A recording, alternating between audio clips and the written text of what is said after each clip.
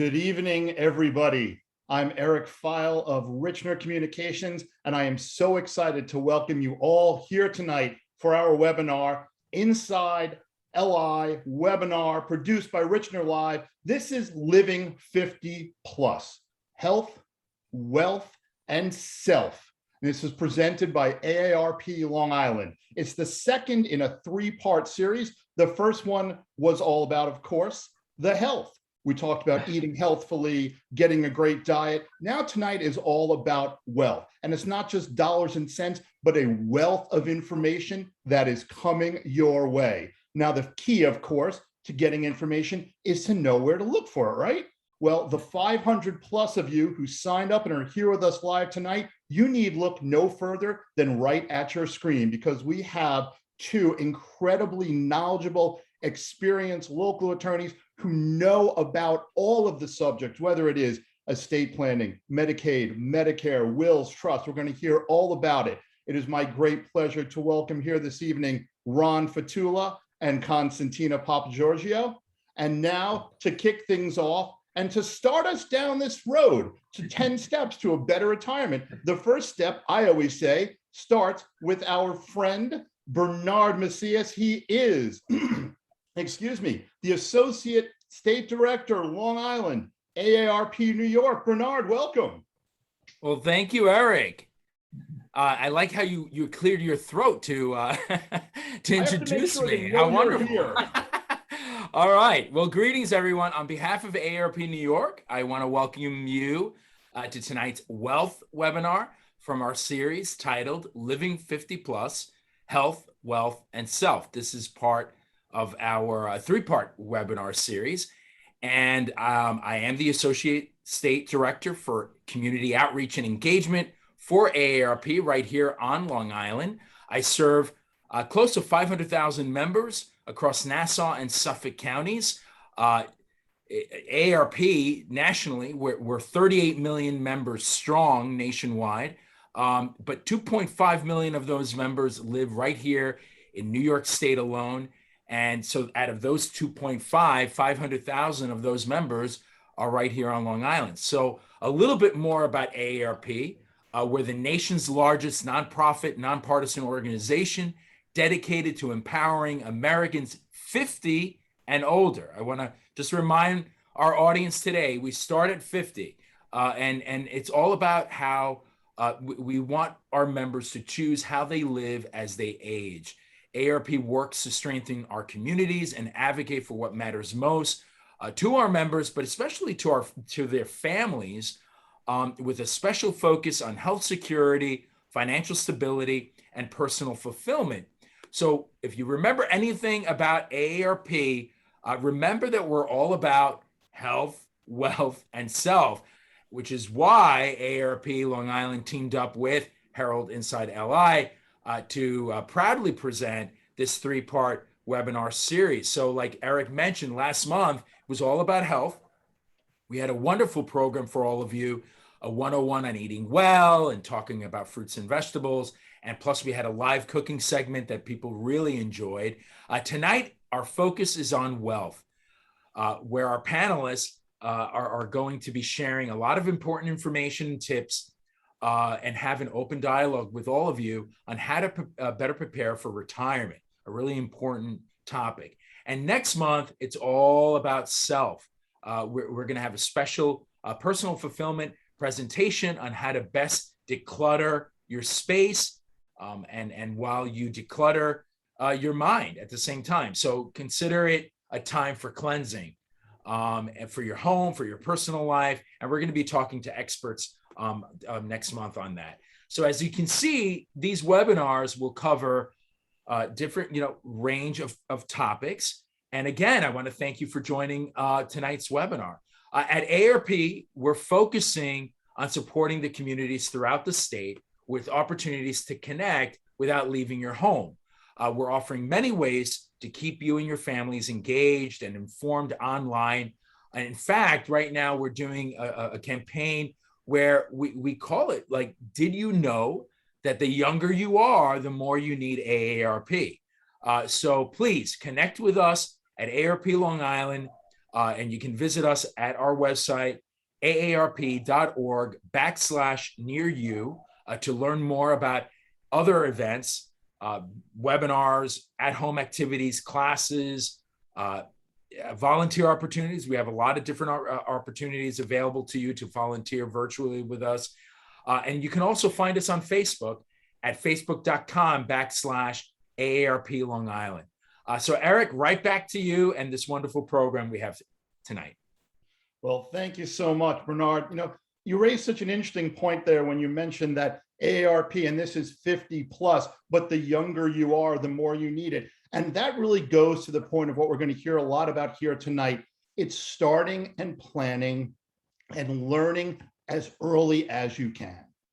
This is not just for people who are getting into retirement, but thinking decades before. And it can be for yourself, for a family member, for a loved one, whether it is financial concerns, health concerns. The earlier you can start planning and the earlier you can start gaining that knowledge, the better. So with that, I think let's dive right in. The whole idea of lifetime planning. And Constantina, would you like to kick things off on that topic? I would. Thank you. Thank you so much to both of you, Eric, Bernard. Thank you to the Herald and to AARP for having us here today. This is really such an important topic. And going to your point, I always say you need an estate plan the minute you turn 18 years old. A lot of our clients who come to us and say they need to do their own wills, we get into discussions about their kids, about, where their kids are, what they're doing. A lot of them are in college. You try to get any information from a college about your 18 or 19 or 20-year-old, you're not getting anything without appropriate documents, without a healthcare proxy for medical information or a power of attorney for financial. So it is very important to start this type of planning young. 18, I think, is the perfect age for this to start. And once you start there, you just build on it. So yes, I would like to kick off with just the basics of estate planning. Lifetime planning is what I call it. There are 4 basic documents that I always recommend my clients do not leave me without.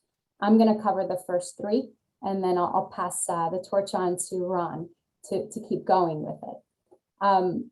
Lifetime planning is a huge part of estate planning that a lot of people seem to neglect.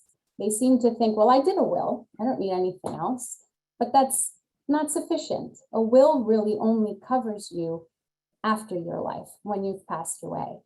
And for me, I'm an elder law attorney, trust estates and elder law. And so I tend to help families and help individuals during times of need when they're not capable of handling their own finances or making their own medical decisions. And that's really the hardest part of somebody's life is the point where they may have, concerns or issues and things that they can't do on their own. So it is very, very important to make sure that these documents are in place. And I'm gonna cover the first 3. The most important to me is called a power of attorney. Power of attorney is the document that allows you to nominate someone to stand in your shoes, to help you with financial decisions, to deal with your insurance, to deal with your banking, your real property, collecting rents from your tenants if you have them, dealing with your business. And this document is just a very important document because without it, you end up going down a road where it becomes very difficult to navigate. You involve the courts. You involve getting a guardianship over the individual who may not be capable any longer to make those financial decisions. And so having an appropriate power of attorney in place is key. And I say appropriate because it's very easy to print a document off a website, right? To just Google power of attorney and print it, sign it, and be done with it. But those are typically not sufficient. They don't have the powers that I would need as the elder law attorney or as the attorney who's trying to do special types of planning for somebody who may be at the end of their life or approaching an illness or already suffering from some sort of illness to get the appropriate assistance that they need. So it is very, very important that a power of attorney be drawn up that will meet the needs of the individual who is signing it. It also is very important for you to nominate somebody on the power of attorney that you absolutely trust. That document is a very powerful document. It will allow somebody access, unfettered access really to your finances, to your personal items, and it will ensure that that person can do everything that you want them to do for you. So it is very important that you trust the individuals that you nominate on it. The second document is called the healthcare proxy. The healthcare proxy is where you nominate somebody to make your medical decisions in the event that you could not make them yourself. And it's very important to have a healthcare proxy in place to ensure that the appropriate individual, the right person who is advocating for you, is making the decisions that you would have made had you been capable of making them yourself. The third document is called a living will. A living will states what your end of life decisions are. It kind of gives your healthcare proxy some guidance and advises them, look, if I'm at the end of my life, if I'm in a position where there's no reasonable expectation that you would recover, that I would recover, don't give me treatment that just prolongs the dying process, whether it be artificial means of hydration and nutrition, whether it be PEG tubes and ventilators, or even, toward the end, CPR or other types of treatment that would keep you here. It's pointed toward the end of life, right? And so it's important to have that in writing, because I feel like there's just so much that can be misconceived, or just families may be at odds at that point, right? There may be a scenario where a parent is not doing well and a child says, well, mom told me this. And then another child that says, well, no, mom told me something totally different, right? So having that document in place ensures that mom's wishes are actually going to be followed because they're in writing. And that's really the overall theme to most of what we're going to be talking about. Having a plan in place, ensuring that the right people are nominated by you in these documents that are absolutely necessary to have, to make sure that if there came a time when you are not capable of making these decisions, that the people that you want to make them are making them for you. And so it's very important to have these three. Without these documents, what ends up happening is that you may reach a point where you're no longer capable of making decisions. Let's say somebody who's had dementia for several years, who reaches the point where they can't make financial or medical decisions. At that point, they can no longer be able to execute the power of attorney, because to execute a power of attorney, you have to have your utmost capacity. You have to understand what you're doing. You have to understand your assets. You need to be able to make these decisions. And if you don't have a power of attorney by that point, your family or your loved ones may be stuck in the only option that they have available, which is going to court to seek a legal guardianship. And I could talk badly about guardianships all day. I'm in guardianship court once a week. I am a guardian for several people who didn't have these documents in place. If the court calls me and says, Constantina, we need your help with another situation that is typically very messy, which is why the court appoints an independent attorney to do it. So it's very important that these documents be put into place to avoid that kind of scenario. It's a very costly option, and it takes a lot of time and a lot of patience dealing with the courts. So get your documents in place, start with your advanced directives for your lifetime planning. And now I'm going to pass on to Ron so he can talk to you about the next step. Thank you so much, Constantina. That was terrific. I do have a bunch of slides that I'm going to show on the screen in just a moment. However, actually, let me just get that on. I do want to thank Bernard. Thank you, Eric. Thank you to the Herald and for putting this all together. I think this is so important. The fact that over 500 people signed up for this just shows us how thirsty the public is for this kind of knowledge. And I think it's just so important. So thank you guys so much. And Constantina, that was terrific. There's one point that you kept hammering in, and I'm just going to add a little bang to that hammer as well. You want to go out there and you want to plan. It's never too early to plan. If you're 18 years old, like Constantina said, you go to college. Well, the parents want to know what's happening with their child and probably make healthcare decisions. So you want to do the documents that Constantina was talking about. I now am going to be talking about wills and trusts. And then it'll go back to Constantina, who'll talk about succession planning. So let me share my slides. Here we go. And I actually have lots of slides. And I typically do have all of these slides so that individuals can get the slides afterwards and review many of the things that I'm talking about. So just know that it's here.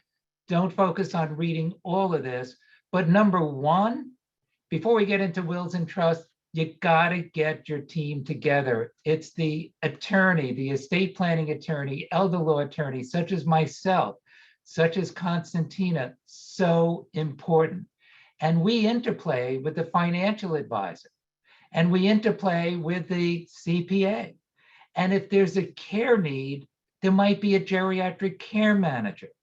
And we as the attorneys will interplay with everyone. And it's absolutely crucial that for example, that the financial advisor knows how to manage and distribute the assets from the trust that I'm going to be talking about. Because one little blip going the wrong way, and this happens once or twice a month, there's an issue with a client. I always tell the client, don't do any distributions on a trust unless you speak to us.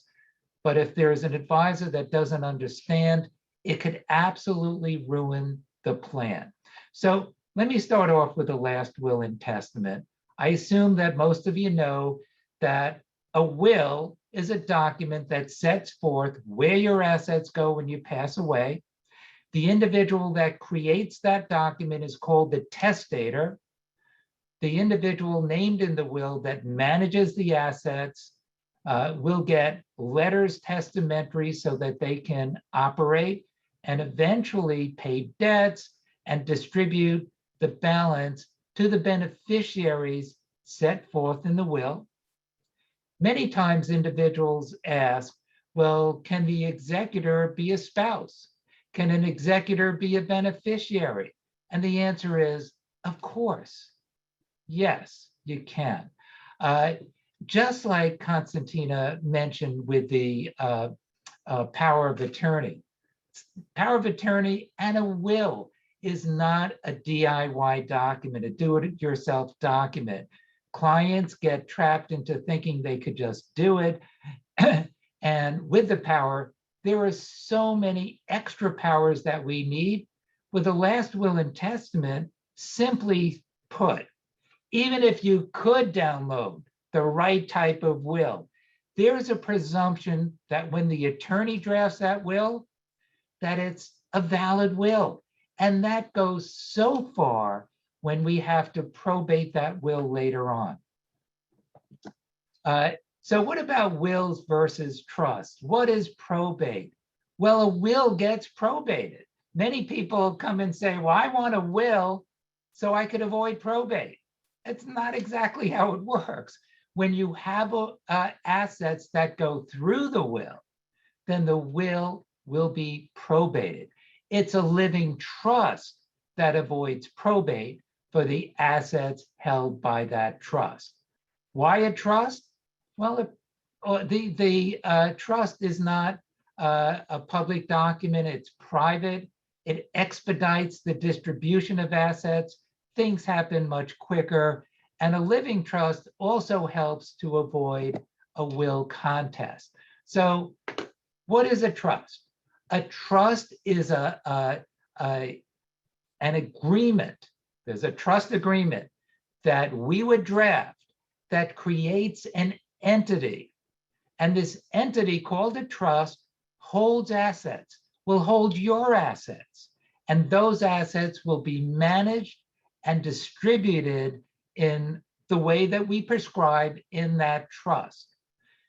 There are revocable trusts, the irrevocable trusts, but when we want to protect assets, let's say for Medicaid or for estate planning or for estate taxes, assets have to be transferred over into that trust agreement. And a living trust is fine. It could last an individual's lifetime. It could last even beyond an individual's lifetime pursuant to the terms of the trust. But look at the last bullet point. When could you terminate the trust? When the trust says that it terminates. Or if it's a revocable trust, when you revoke it, or upon the contingencies set forth in the trust. You might say, well, I'm going to have this living trust upon my death, it terminates, and that's fine. Now, the parties to a trust are the grantor or settlor or creator.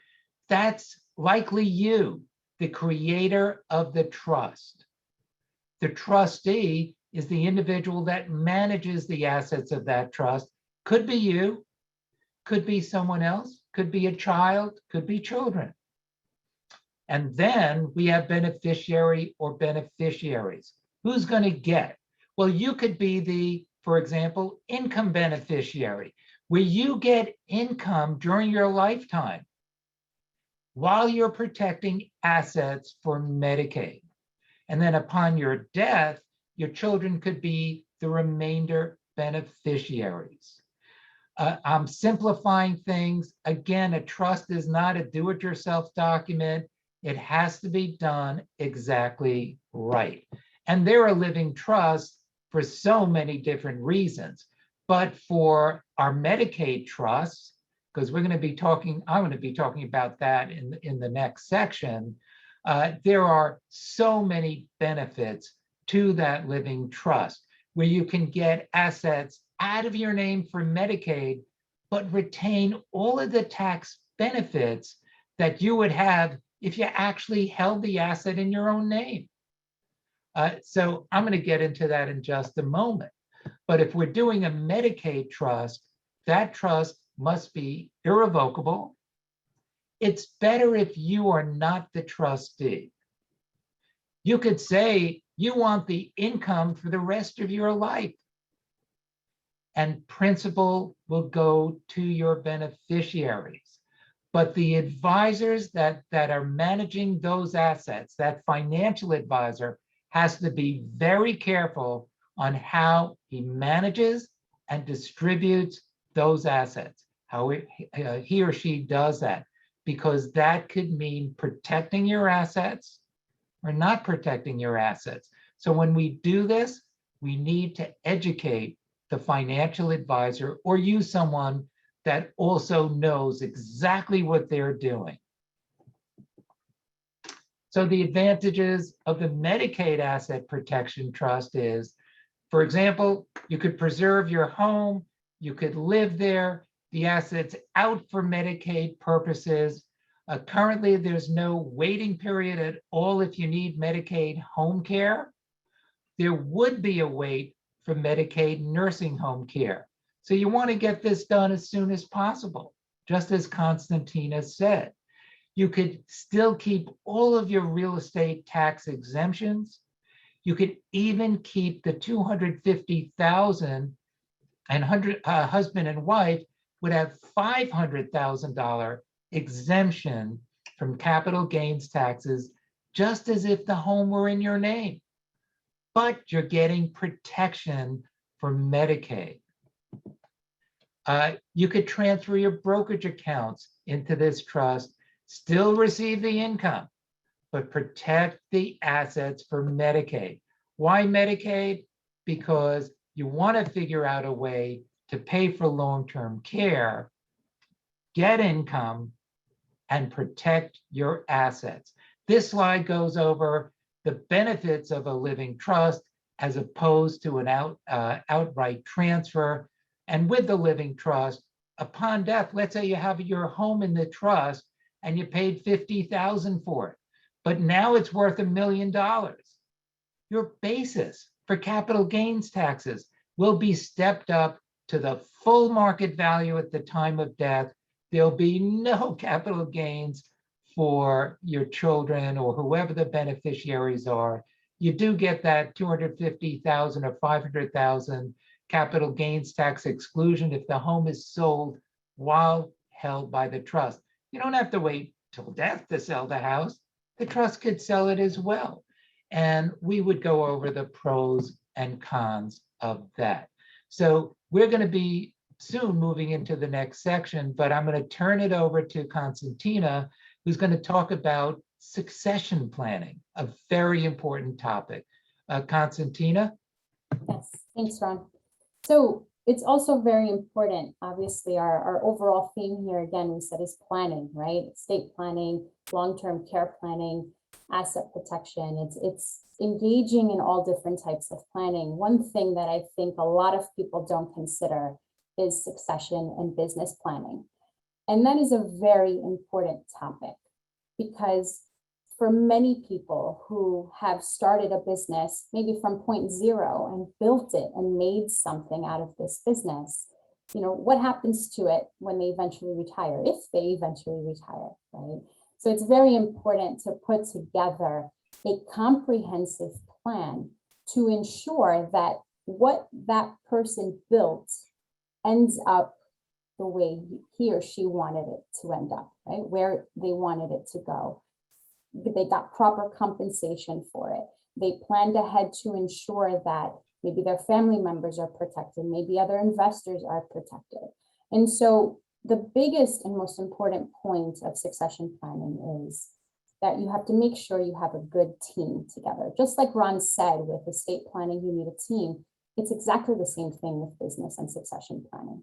You want to make sure that your team is established and that it works cohesively.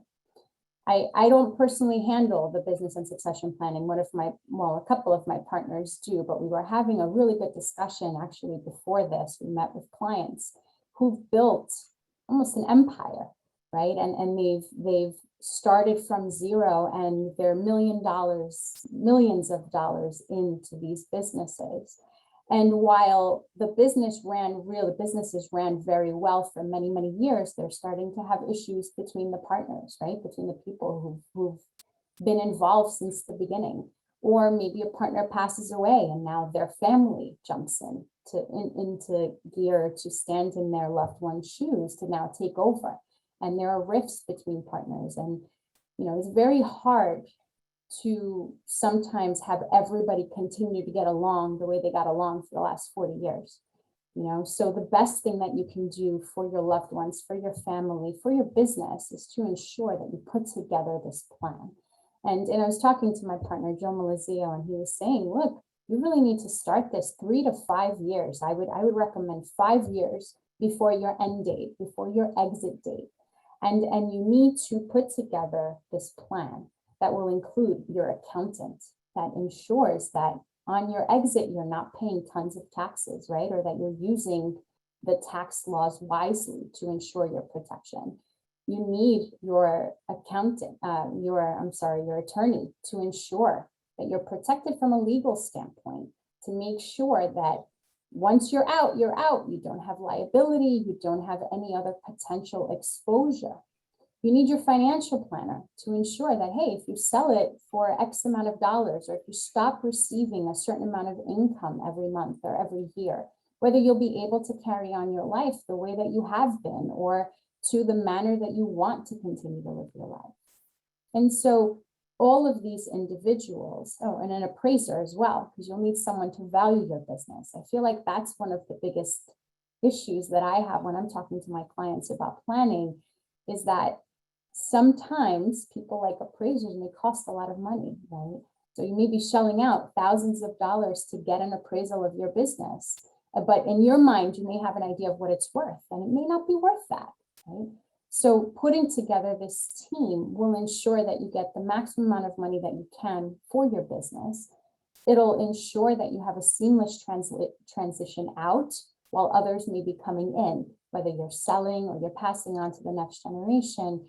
You just want to make sure that you're not leaving behind a headache. A huge situation that I'm always faced with in our families is I'm Greek. I'm very Greek. My parents came here in 1984. I was born shortly thereafter, and they've built their own business, right? And so we were even faced with it in our family. My dad started a restaurant, and at some point he's like, I'm tired. I can't continue to do this.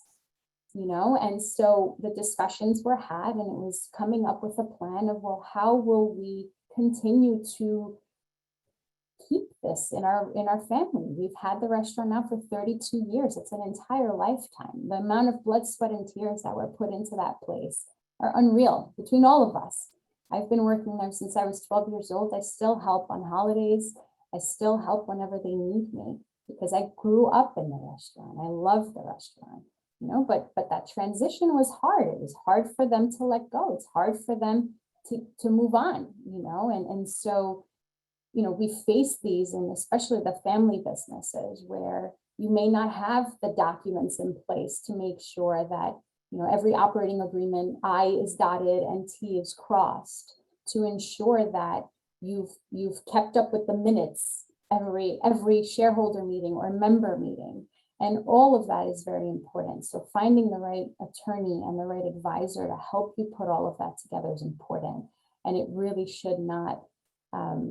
It's really just something that people need to take into account as part of their planning, because without it, it could really turn into a huge mess for the people that you leave behind. And I think a lot of that, Constantina, too, you talk about requires having difficult conversations and looking to moments when that you might not want to talk about things, right? Absolutely. All of this is having hard conversations, talking about death. I mean, in my Greek culture, it's like a superstitious thing that you don't talk about dying because you might die, it's just something we don't discuss. It's something we don't like to touch on. And I always joke with my clients, especially the ones that that have exactly the kind of thoughts that are those. And it's making sure that your loved ones know what you want. I have other clients who have said, well, I shouldn't have, they made a mistake. They gave part of a business to a family member who shouldn't have had it. Now they're stuck with the ramifications of doing that. And they don't want to have the discussion with that child to say, hey, do me a favor, give your interest to your other sibling because I've already given you something else.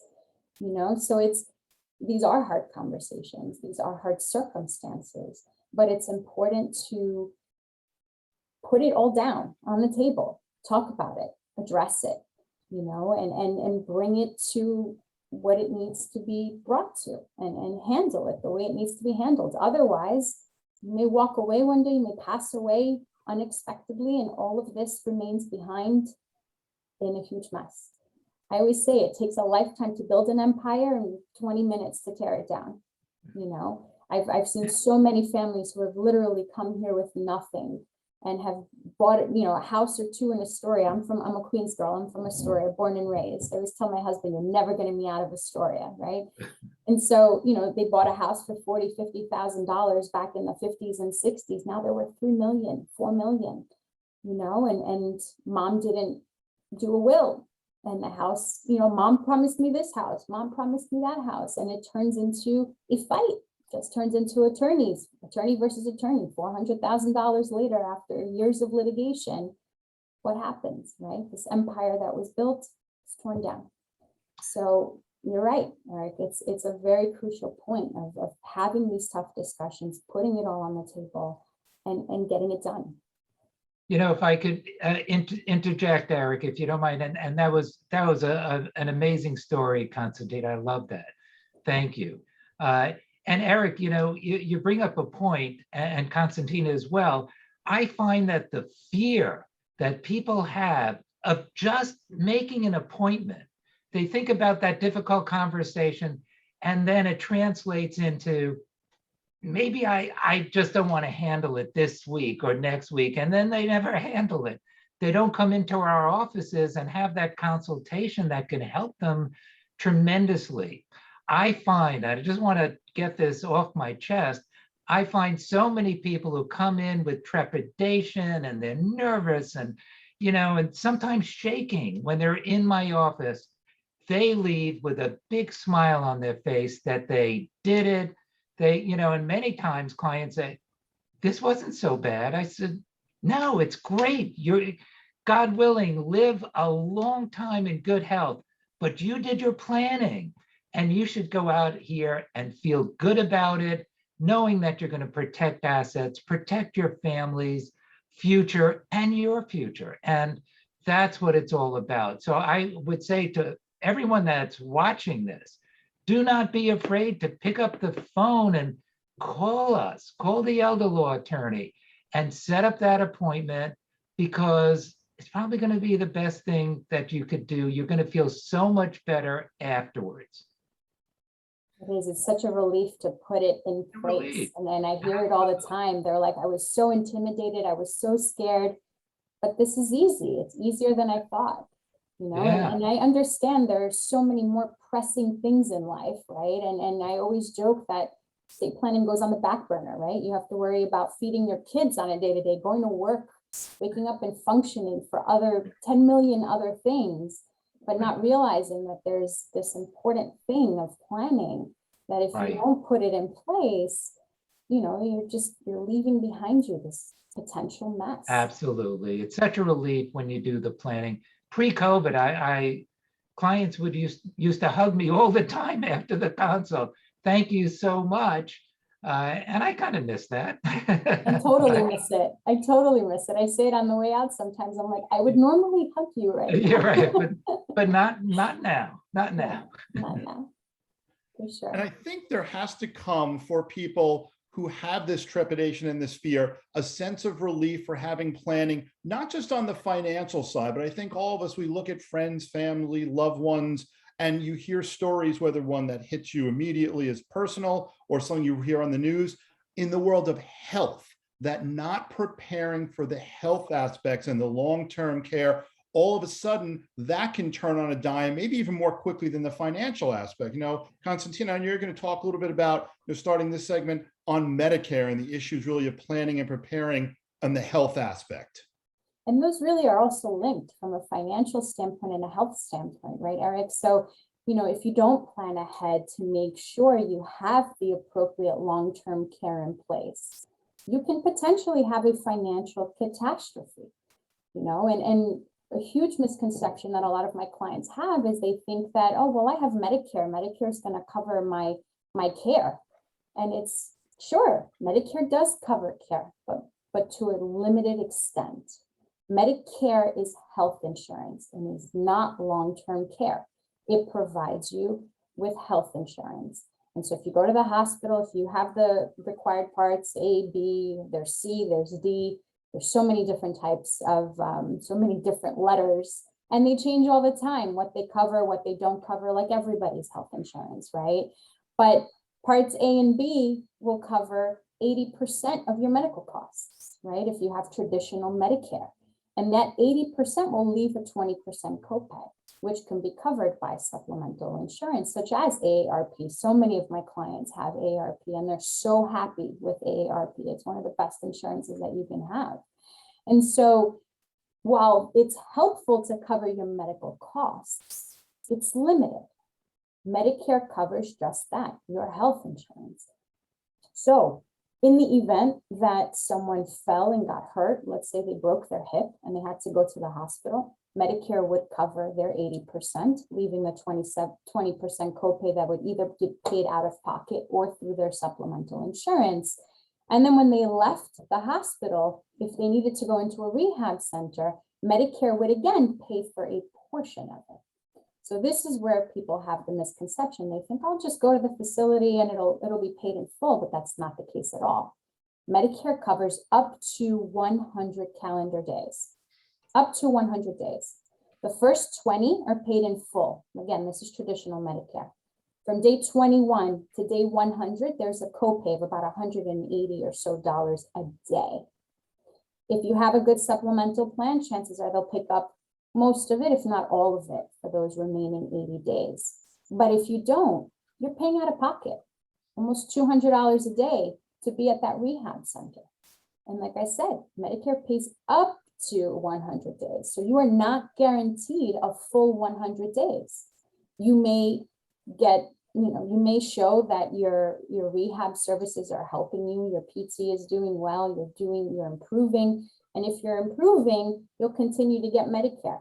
But if you start to show signs that you're plateauing, or you're not showing signs of improvement, or the rehab's not helping you, or you don't want to do rehab, Medicare will cut you off. So on day 22 or on day 46, they'll say you have 48 hours to leave the facility or to stay here for long-term care. And long-term care is not $180 a day. Rehab centers, nursing homes in let's talk about Nassau or in Long Island, right? Costing anywhere upwards of $450 to $700 a day to be in that nursing home for long-term care. And so it's very important from a financial standpoint that you do your planning ahead of time to ensure that come a time when you need that care, it'll be in place. And so there are a couple of different ways you can do long-term care planning, right? You can purchase a long-term care policy. If you've purchased one, I've seen a couple of like golden policies in my practice. I think it's only been 2 of them where the long-term care policy, basically you buy a policy that covers you for a certain amount of time. But I've had 2 very lucky clients who bought policies from before they became limited. So the person had long-term care for the rest of their life, which was amazing.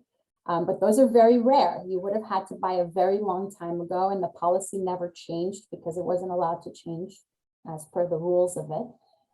But typically what happens is if you buy long-term care, it's got a limited duration. So the insurance itself, you could be paying all these years, $3,000, $5,000, $7,000, $10,000 a year for this policy. And what happens is once you meet their criteria for requiring long-term care, such as not being able to handle 3 of your activities of daily living, whether it be bathing, toileting, transferring, feeding yourself, or any other activity that you would do on a day-to-day, in that type of a scenario, you would apply for your long-term care to start, wait a certain amount of time that they call a termination period. So maybe 30 days, maybe 60, maybe 90, pay privately for care during that duration. And then the long-term care will start to pay on a weekly, monthly, whatever basis the policy says. But essentially that policy will give you a certain amount of money on a daily basis to cover your home health aides, or to pay for you to be in an assisted living facility, or to pay for you to be in a long-term care nursing home facility. So those policies are great, but you have to pay for them. You have to be able to afford them. I actually recently, being in this type of law, right, being an elder law attorney, I have to plan ahead like we were talking about. So while I'm not yet in my 50s, I'll get there soon. But from my perspective, I already bought a long-term care policy. I coupled it with a life insurance policy. So we actually did it earlier this year. So we basically bought a policy where you pay annually for your life insurance / long-term care. If I get hit by a truck and I live, I can get the long-term care of the policy. If I get hit by a truck and die, my kids will get the life insurance policy. So we did kind of like a dual, and it was cost effective. It made sense, right? It wasn't just a long-term care policy so that if I fell asleep one day, I wouldn't have wasted all the premium that I would have paid all those years. It pays out in a life insurance policy. So there are all these different types of plans that you can buy. There are a lot of different things that you can do to make sure that if you do need that care in the future, it's going to be there. So that would be if you paid for it privately. You buy the policy, you could buy it on its own, you can combine it with life insurance. There are other options that you can do. You'd speak to a financial advisor to figure out what makes the most sense. Or you can plan ahead to one day apply for Medicaid. And I'll pass over to Ron. He'll jump into the Medicaid aspect of things. Okay, thank you so much, Constantina. I'm going to share my slides again. Let's see, here we go. Yeah, most of my clients are either not healthy enough to get long-term care insurance because they won't take you with any sign of dementia, Parkinson's, MS, severe osteoporosis. My mom couldn't get long-term care insurance. She had severe osteoporosis. So it's an issue. You can't get it. Many of my clients, most of them, can't afford long-term care insurance. So, they have to look for another way to pay. So how do you pay for long-term care? And